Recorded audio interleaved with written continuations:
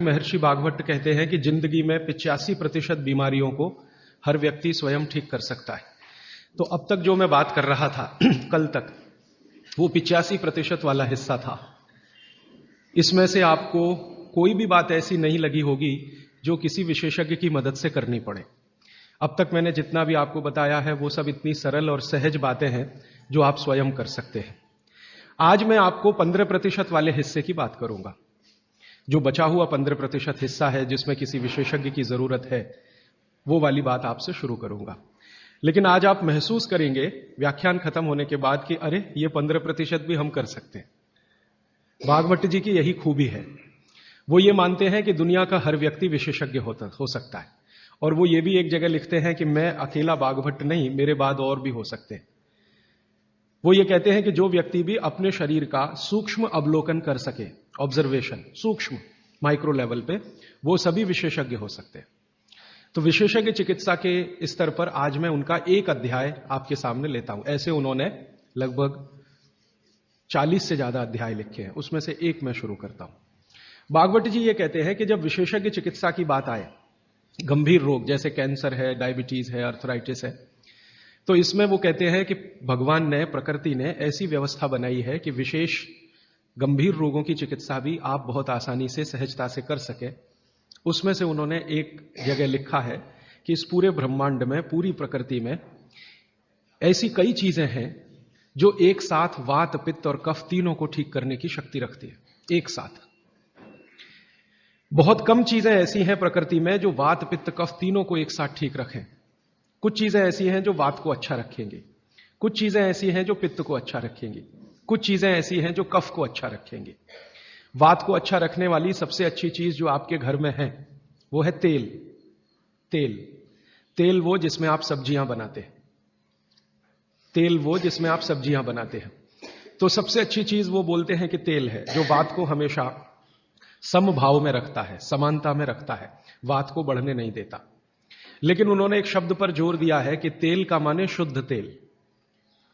अब ये शुद्ध तेल उन्होंने लिखा 3500 साल पहले। आज के विश्लेषण में अगर हम ध्यान दें तो शुद्ध तेल का माने तेल की घानी से निकाला हुआ सीधा सीधा तेल, बिना कुछ मिलाए हुए सीधा सीधा तेल, कोई भी मशीन से निकाला हुआ सीधा सीधा तेल, उसमें कुछ नहीं मिलाया, मतलब नॉन रिफाइंड तेल।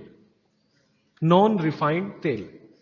अगर आप तेल खा रहे हैं तो भागवत जी का निवेदन है कि आप तेल शुद्ध खाइए, माने रिफाइंड तेल मत खाइए, डबल रिफाइंड तेल मत खाइए।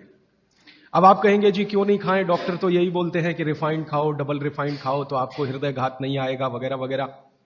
ये जो रिफाइंड तेल है, मैंने इनको देखा है कैसे रिफाइंड किया जाता है। आप भी देख लें, कभी मौका मिले तो बहुत अच्छा होगा।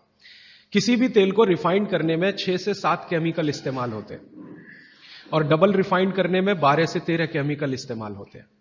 वो सब केमिकल मनुष्य के द्वारा बनाए गए हैं प्रयोगशाला में। भगवान का बनाया हुआ एक भी केमिकल तेल को रिफाइंड नहीं कर सकता। भगवान का बनाया हुआ माने प्रकृति का दिया हुआ, जिसको आप अंग्रेजी में कहते हैं ऑर्गेनिक। ऑर्गेनिक एक भी केमिकल नहीं है जो तेल को साफ कर सके। एक भी केमिकल दुनिया में नहीं है। जितने भी केमिकल तेल को साफ करने के लिए उपयोग किए जाते हैं वो सब इनऑर्गेनिक है। और इनऑर्गेनिक केमिकल ही दुनिया में जहर बनाते हैं और उनका कॉम्बिनेशन जहर की तरफ ही लेके जाता है। आज की दुनिया में मॉडर्निज्म के नाम पर, आधुनिकता के नाम पर जितने इनऑर्गेनिक केमिकल्स जगह जगह इस्तेमाल हो रहे हैं, वो सब आपको धीरे धीरे उस तरफ ले जा रहे हैं जहां आप जहर अपने ही शरीर में पैदा कर दें। इसलिए रिफाइंड तेल, डबल रिफाइंड तेल गलती से भी मत खाइए। भागवत जी कहते हैं कि जिंदगी भर वात को ठीक रखना है, जिंदगी भर। तो वात को ठीक रखने के लिए सबसे सरल चिकित्सा वो बोलते हैं वो तेल का ही है। वो कहते हैं शुद्ध तेल खाइए। शुद्ध तेल माने घानी से निकाला हुआ तेल। अब आपके मन में 2 प्रश्न आएंगे तुरंत कि शुद्ध तेल में तो बास बहुत आती है। हां, सीधा प्रश्न। दूसरा प्रश्न आएगा जी शुद्ध तेल बहुत चिपचिपा होता है, गाढ़ा होता है, चिपचिपा होता है और बास अलग से आती है। हम लोगों ने जब शुद्ध तेल पर भारत देश के कुछ वैज्ञानिकों की मदद से काम किया, एक तरह से कहें रिसर्च किया, तो पता चला कि तेल का जो चिपचिपापन है वो उसका सबसे महत्वपूर्ण घटक है। तेल में बहुत कुछ होता है, जैसे मैंने आपको पहले दिन बताया ना, मिट्टी में माइक्रो न्यूट्रिएंट्स हैं, कैल्शियम है, आयरन है, सिलिकॉन है, कोबाल्ट है, ऐसे तेल में भी है, हर चीज में है। तो तेल का जो सबसे महत्वपूर्ण हिस्सा है वो उसका चिपचिपापन ही है। और जैसे ही तेल में से ये चिपचिपापन निकाला तो पता चला वो तेल ही नहीं बचा। तेल जिस चीज के लिए खाया जाता है वो बचा ही नहीं, वो हिस्सा ही गायब हो गया। फिर हमने देखा कि तेल में जो बास आ रही है, बास, वो उसका प्रोटीन कंटेंट है। तेल में प्रोटीन बहुत है। जैसे आपने सुना है दालों में प्रोटीन होता है, दालों में प्रोटीन सबसे ज्यादा है, भगवान का, ईश्वर का दिया हुआ। दालों के बाद दूसरे नंबर पर जो प्रोटीन सबसे ज्यादा है वो तेलों में है। तो आप जो तेल में देख रहे हैं कि उसकी बास है, वो बास जो है ना, उसका ऑर्गेनिक कंटेंट है प्रोटीन के लिए। 4-5 तरह के प्रोटीन है सभी तेलों में। आप जैसे ही तेल की बास निकालेंगे उसका प्रोटीन वाला घटक गायब हो जाता है।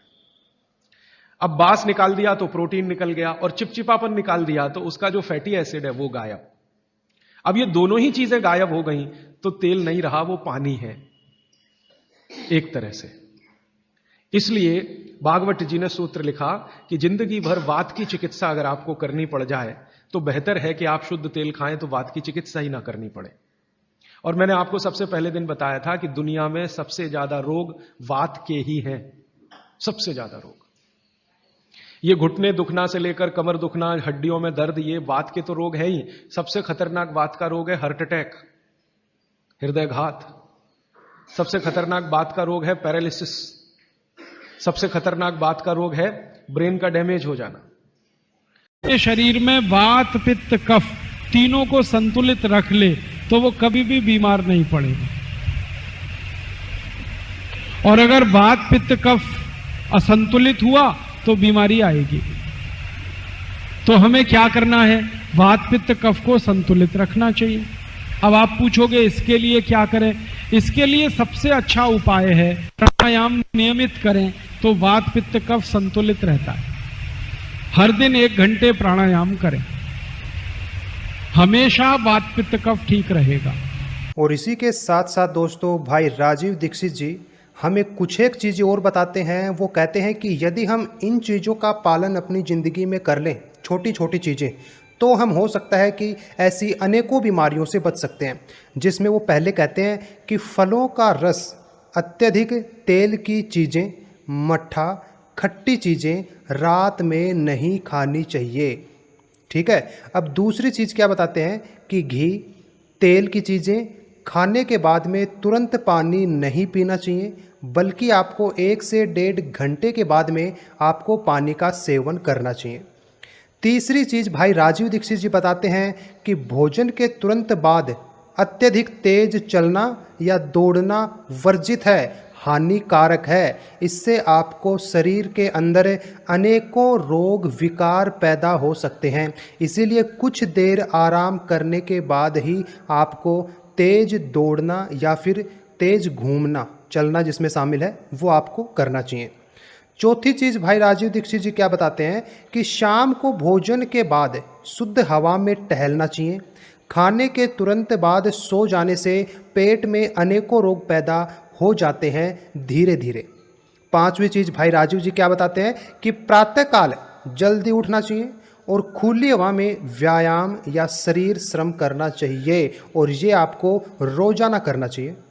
छठवीं चीज़ क्या बताते हैं कि तेज धूप में चलने के बाद, शारीरिक मेहनत करने के बाद या फिर सोच जाने के तुरंत बाद पानी कदापि नहीं पीना चाहिए। ठीक है, आपको कुछ एक देर रुकना चाहिए, उसके बाद में पानी पीना चाहिए। सातवीं चीज़ भाई क्या बताते हैं कि केवल शहद और घी बराबर मात्रा में मिलाकर नहीं खाना चाहिए, यह विष हो जाता है। तो शहद और घी का सेवन आपको एक साथ नहीं करना चाहिए। आठवीं चीज़ क्या बताते हैं कि खाने पीने में विरोधी पदार्थों को एक साथ नहीं खाना चाहिए, जैसे दूध और कटहल, दूध और दही, मछली और दूध, इन आदि चीज़ों से हमें बचना चाहिए। अगली चीज़ क्या बताते हैं कि सिर पर कपड़ा बांधकर या फिर मोजे पहनकर कभी भी नहीं सोना चाहिए। इससे भी शरीर के अंदर काफ़ी सारे रोग विकार उत्पन्न हो जाते हैं। अगली चीज़ क्या बताते हैं कि बहुत तेज या धीमी रोशनी में पढ़ना, अत्यधिक टीवी या फिर सिनेमा देखना, अधिक गर्म ठंडी चीज़ों का सेवन करना, अधिक मिर्च मसालों का प्रयोग करना, तेज धूप में चलना, इन सब से बचना चाहिए। यदि तेज धूप में चलना भी पड़ता है तो सर और कान पर कपड़ा होना चाहिए। अगली चीज़ क्या बताते हैं कि रोगी को हमेशा गर्म अथवा गुनगुने पानी से ही आपको अपनी प्यास बुझानी चाहिए। रोगी को ठंडी हवा, परिश्रम तथा क्रोध से बचना चाहिए। ये आयुर्वेद में लिखा गया है।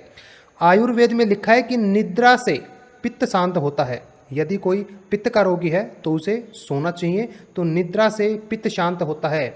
मालिश करने से वायु के रोग कम होते हैं और उल्टी करने से कफ कम होता है। ठीक है, तो लंघन करने से बुखार शांत होता है। इसीलिए घरेलू चिकित्सा करते समय इन बातों का ध्यान अवश्य रखना है। अगली चीज़ जो कि आयुर्वेद बताता है, आग या किसी गर्म चीज़ के जल जाने पर जले हुए भाग को ठंडे पानी में डाल देना चाहिए, यदि वहाँ पर घाव नहीं हुआ है तो। ठीक है, अगली चीज़ आयुर्वेद कहता है कि कान में दर्द होने पर हमें एलोवेरा के पत्तों का रस डालना चाहिए, जो कि सूर्योदय के पहले या फिर सूर्यास्त के बाद। ठीक है जी। अगला आयुर्वेद क्या नियम बताता है कि किसी भी रोगी को तेल, घी, अधिक चिकने पदार्थों के सेवन करने से बचना चाहिए। कर सकते हैं लेकिन अधिक वर्जित है। अजीर्ण तथा मंदाग्नि, अजीर्ण एवं मंदाग्नि दूर करने वाली दवाएं हमेशा भोजन के बाद ही लेनी चाहिए। अगला बताते हैं नियम कि मल रुकने या फिर कब्ज होने की स्थिति में यदि दस्त कराने हो तो प्रातः काल ही कराने चाहिए, रात्रि में नहीं। यदि घर में किसी किशोरी या फिर युवती को मिर्गी के दौरे पड़ते हों तो उसे उल्टी दस्त नहीं कराने चाहिए जबरदस्ती। अगला नियम क्या बताता है कि यदि किसी दवा को पतले पदार्थ में मिलाना हो तो चाय, कॉफ़ी या दूध, कभी कभी दूध में न मिलाकर छाछ, नारियल या फिर सादे पानी में ही मिलाना चाहिए। जिन दवाओं को विशेषतर दूध के साथ लेना बताया जाता है, केवल उन्हीं दवाओं को दूध के साथ लेना चाहिए। अगला नियम है कि हींग को सदैव देसी घी में भूनकर ही उपयोग में लाना चाहिए और लेप में कच्ची हींग ही लगानी चाहिए। ऐसी छोटी मोटी करके 15 से 20 चीज़ें भाई राजीव दीक्षित ने हमें बताई हैं, जिनका यदि हम पालन करते हैं तो हम वात, पित्त और कफ जैसी 80 से भी अधिक न जाने किन किन बीमारियों से हम बच सकते हैं, बचा जा सकता है। तो दोस्तों, वीडियो अच्छी लगी हो तो वीडियो को लाइक करना, चैनल को सब्सक्राइब करना मत भूलिएगा और अपने हर दोस्त, हर परिवार और हर रिश्तेदार के पास में ये वीडियो आप पहुँचाइए और भाई राजीव दीक्षित जी का ये ज्ञान जन जन तक पहुँचाने में मदद करें। नमस्कार और धन्यवाद।